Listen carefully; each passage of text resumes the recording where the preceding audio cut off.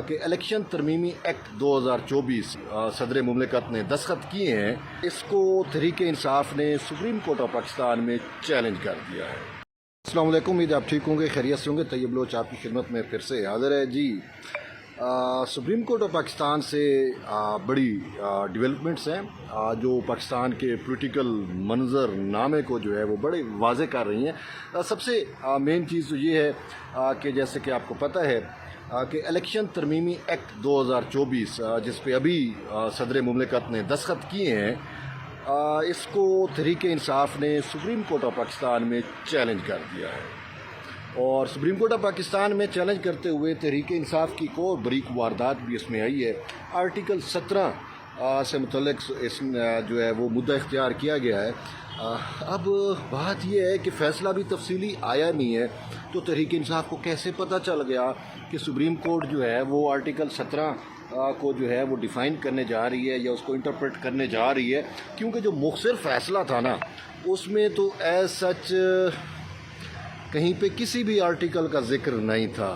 تو یہاں سے ہمیں لگتا ہے کہیں نہ کہیں ڈوریاں ملی ہوئی ہیں، معاملات جو ہے نا وہ ایسے نہیں، کہیں نہ کہیں پہ یہ جو سہولت کاری ہے، جو ریلیف دیے گئے تحریک انصاف کو، اس میں تحریک انصاف آن بورڈ ہے، اور شاید کہا گیا ہے کہ آپ نے یہ مدعا اپنی ریویو پٹیشن اس میں جو الیکشن ترمیمی ایکٹ کو چیلنج کر رہے ہیں اس میں آپ نے یہ مدعا اٹھانا ہے تاکہ ہمیں بھی آسانی ملے۔ مجھے تو یہی لگ رہا ہے نا، ورنہ ایسے تحریک انصاف کو خواب تو نہیں آ گئے نا کہ سپریم کورٹ جو ہے وہ اپنے تفصیلی فیصلے میں فلاں ریزن فلاں گراؤنڈ پہ جائے گی۔ بات یہ ہے مؤثر فیصلے میں تو نہ ہی آئین ہے نہ ہی قانون ہے، جس کو خود سپریم کورٹ کے 2 ججز نے ماورائے آئین قرار دے دیا۔ ایک ایسی تخلیق جو ایسا شہکار جس کی کوئی عدالتی نظیر نہیں ملتی، جس کو کوئی آئین کا آرٹیکل سپورٹ نہیں کرتا، الٹا انہوں نے کیا کیا کہ آئین کے دفعات کو جو ہے وہ بالکل معطل کر دیا، منسوخ کر دیا، اور آئین کی دفعات کے برخلاف جو ہے انہوں نے جا کے جو ہے وہ فیصلہ دیا ہے۔ سمپل سی بات ہے، اس میں تو کوئی دو رائے نہیں ہے، سب یہی کہہ رہے ہیں۔ خود سپریم کورٹ کے 2 ججز نے کہا کہ آئین کون سے آئین کے آرٹیکل 51 ہے، 63 ہے، 106 ہے، اور اس کے ساتھ آرٹیکل 175 کی وائلیشن ہے، آرٹیکل 185 کی وائلیشن ہے، تو اس پہ ہے۔ تو یہ تحریک انصاف نے جو ترمیمی ایکٹ کو چیلنج کیا تو اس میں ایسا مدعا کیسے اختیار کر لیا اس نے کہ آئین کے آرٹیکل 17 کا کیسے ہوگا، یہ ابھی پتہ چلے گا، لیکن میں آپ کو بتا رہا ہوں۔ بہرحال مین چیز یہ ہے کہ تحریک انصاف نے چیلنج کر دیا ہے کہ جی 12 جولائی کے بعد وہ نشستیں، 12 جولائی کے فیصلے کے بعد، یعنی جو آپ کی 8 ججز کی ریلیف دینے والی ججمنٹ تھی جس میں سہولت کاری تھی تحریک انصاف کے لیے، وہ نشستیں اب ہماری ہو گئی تھیں، اور اب وہ نشستیں پارلیمان ہم سے لے رہی ہے اس ایکٹ کے ذریعے، تو اب وہ نشستیں ہمیں دوبارہ واپس کر دیں۔ سمپل سی بات ہے، یہ مدعا اختیار کیا گیا ہے، اور صاحب ذرا اب ججز کو بھی یہ ہوگا کہ یار یہ ہمارے یہاں بنائے ہمارے فیصلے کو انہوں نے جو ہے وہ اٹھا کے باہر پھینک دیا ہے، یہ تو سوچیں گے نا۔ تو اب اچھا، پھر صرف یہ نہیں ہے، ہمارے بہت سارے دوست جو نئے جو تھیاپے کا شکار ہوئے ہیں، خاص کر جنہیں اب ہم آج کل کہہ رہے ہیں کہ لوٹا صحافی، ٹھیک ہے۔ اب بات یہ ہے کہ آپ سیاستدان ایک پارٹی چھوڑ کے دوسری پارٹی میں چلا جاتا ہے، وہ اپنے موقع بدل لیتے ہیں، نظریات بدل لیتے ہیں، تو وہ تو ہمارے کہتے ہیں جی یہ لوٹا سیاسی ہے۔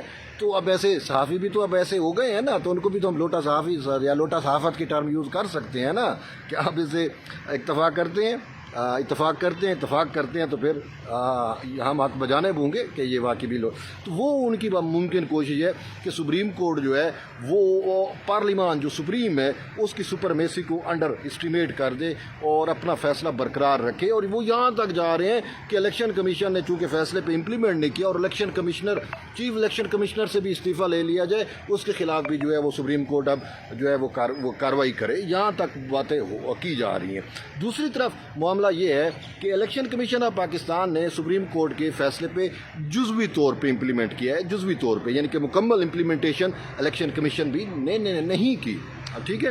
اب الیکشن کمیشن کا کہنا یہ ہے، الیکشن کمیشن نے آج نظر ثانی دائر کر دی ہے، اور اس نظر ثانی میں الیکشن کمیشن نے یہ کہا ہے کہ 39 کے حوالے سے تو ہم نے فیصلہ کر لیا، ٹھیک ہے، اس میں کوئی نہ کوئی گنجائش بن رہی تھی، لیکن یہ جو آپ نے فگر ہمیں دیا 40 का 41 का, तो ये 41 हमसे एडजस्ट नहीं हो पा रहे। इनको किस कानून और कायदे के तहत एडजस्ट करें और किस तरीके से इनको सीटें दें? इनकी सीटें बनती नहीं हैं, इनको तरीके इंसाफ में हम कैसे इसको शामिल करें? और फिर तरीके इंसाफ जो है उसका अपने चेयरमैन के दस्तखत नहीं है इनके डॉक्यूमेंट्स के ऊपर, इनके सर्टिफिकेट्स के ऊपर, तो कैसे मुमकिन है? हमें आप बताएं और फैसले में नज़रसानी करें कि ये वाला जो पोर्शन है 41 वाला, ये काबिल अमल नहीं है। तो इलेक्शन कमीशन ऑफ पाकिस्तान ने भी ये मामला जो है वो अब सुप्रीम कोर्ट में उठा दिया है। अब चीज़ें दो आ गई है। 184(3) के तहत PTI की अपील आ गई इलेक्शन तरमीमी एक्ट के खिलाफ, जबकि दूसरी सिमत में नज़रसानी दरखास्तें हैं जिसमें अब इलेक्शन कमीशन की आई, उसमें कुछ इंडिविजुअल्स लोग भी हैं जो मुतासर हुए थे इस फैसले से, लेकिन पाकिस्तान पीपल्स पार्टी की भी और PMLN की भी है। और आपको याद है ना कि जब PMLN का एप्लीकेशन आया था तो उस टाइम चीफ जस्टिस काजी फैज़ ईसा ने कहा था कि नज़रसानी की एप्लीकेशन आ गई है तो हमें इन मामले को सुन लेना चाहिए। तो उस टाइम जस्टिस मंसूर अली शाह और जस्टिस मुनीब अख्तर का ये जो है स्टेटमेंट आपके सामने है, नहीं हम छुट्टियों पे जा रहे हैं, ये हम नहीं ले गए, हम छुट्टियों के बाद सुनेंगे। और सुप्रीम कोर्ट को ताले लगा दिए, कमरे को ताले लगा दिए। ये सारा आपके सामने है कि इंसाफ मुअत्तल कर दिया अपनी छुट्टियों की वजह से। अब छुट्टियाँ ख़त्म हो रही हैं 12 सितंबर को। अभी जो है अब ये क्या करेंगे? अब यानी कि 12 सितंबर के बाद अगर ये अपील लगाते हैं या नज़रसानी लगाते हैं, नज़रसानी तो चलो तय हो गई कि 12 सितंबर के बाद लगेगी, छुट्टियाँ जो कि ख़त्म होंगी 12 सितंबर और उसके बाद लगेगी। लेकिन दूसरी तरफ अब ये अपील आ गई है और अपील भी उन्हीं की अपनों की है, ठीक है। अब खुद जस्टिस मंसूर अली शाह साहब पे ये चीज़ साबित हो गई कि वो चंदा चोर इमरान खान के चंदा चोरी केस के अंदर वकील रहे हैं ना, तो अब वो वकील थे उस वक्त, अब वो मुनसिफ बने हुए हैं। और अफसोस हमें ये होता है कि वो मुनसिफ बन के भी कहीं ना कहीं उसको अपने पुराने मुवक्किल को रिलीफ दे रहे हैं। चीज़ें तो यही नज़र आ रही हैं ना। अगर नहीं है तो फिर सही मंसूर अली शाह अपना जो है वो चीज़ें तब्दील करें, बताएं, ठीक है ना, फैसलों से बताएं कि नहीं आप गलत सोच रहे हो, कहें नहीं तैयब आप गलत हो, मैं तो हक के पे फैसला कर रहा हूँ, मैं सच पे फैसला कर रहा हूँ, मैं तो मेरिट पे फैसला कर रहा हूँ। लेकिन अफसोस ये है कि मैं नहीं कह रहा, सुप्रीम कोर्ट के 2 जजेस ने कह दिया, सही मंसूर अली शाह और बाकी उनके साथ जो हम नवाज जजेस थे, कि भाई आपका फैसला ही गैर ऐनी है, आपका फैसला ही गैर कानूनी है। इसके और इदारों को भी कह दिया कि कोई भी इदारा इस पर अमल दरामद का पाबंद नहीं है। तो सही है, तो फिर आपके अपने ही लोग ये कह रहे हैं ना, तो ये बलूच कोई और तो नहीं कह रहा ना।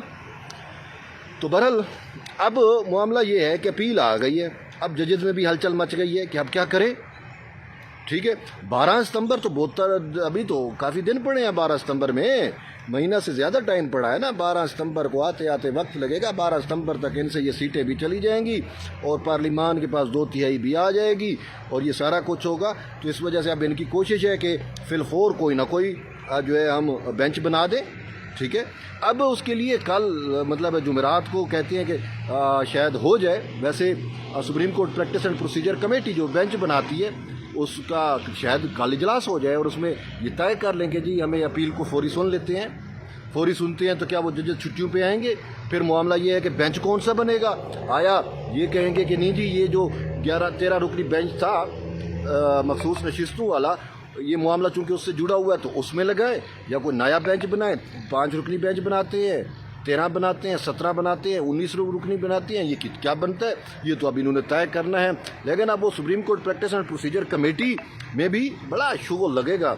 अब उसमें देखते हैं कि यूँ तो हमें देख रहे हैं ना कि काफ़ी सारी जो अब मीटिंग्स हुई हैं उसमें चीफ जस्टिस काजी फैज़ ईसा जो है वो एक साइड पे होते हैं और जस्टिस मंसूर अली शाह और जस्टिस मुनीब अख्तर जब से जो है वो हम नवा बने हैं तो ये अपने फैसले मनवा रहे हैं, काजी को अकेला कर देते हैं, बेंचेस की तश्कील हो, अरशद शरीफ वाला मामला हो, ये सारी चीज़ें हैं।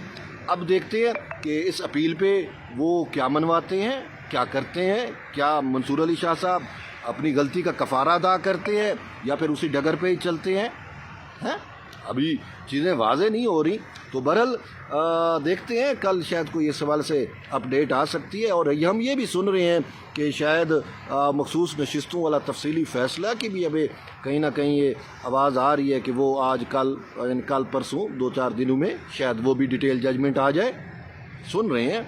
अब देखते हैं मामलात किस सिमत चलेंगे। तो बहरहाल जुड़े रहिए तैयब बलोच के साथ, कोई नई अपडेट होगी तो हम आपको आगाह करेंगे। तब तक इजाज़त दें, अल्लाह हाफ़िज़।